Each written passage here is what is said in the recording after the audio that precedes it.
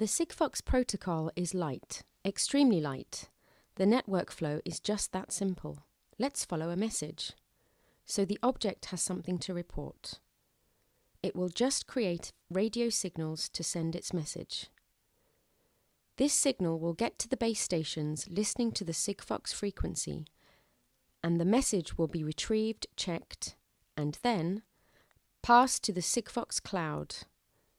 The cloud will authenticate the sender, check the action associated with this ID, then report the message to the customer.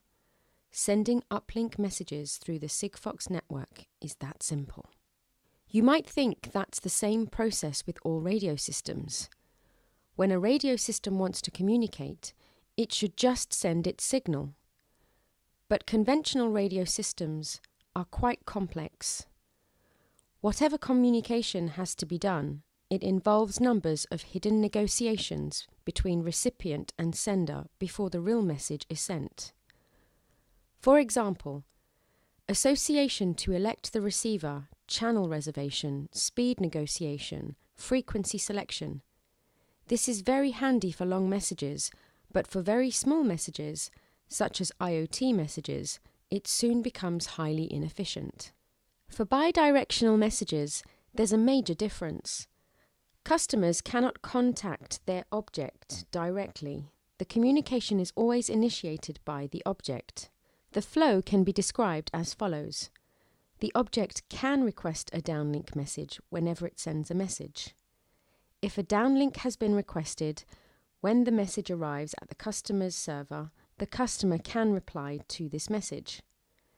If the customer has replied, the reply message, so-called the downlink message, is forwarded to the object by the Sigfox network.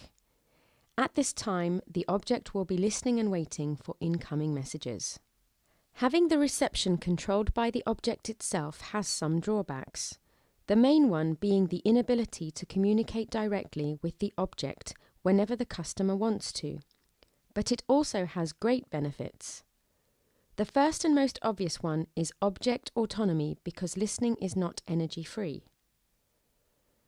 The second benefit is a certain security robustness.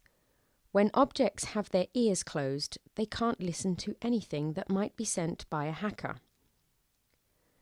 The fact that the objects choose when to communicate is protecting them from a hacker sending them a misplaced, unattended command.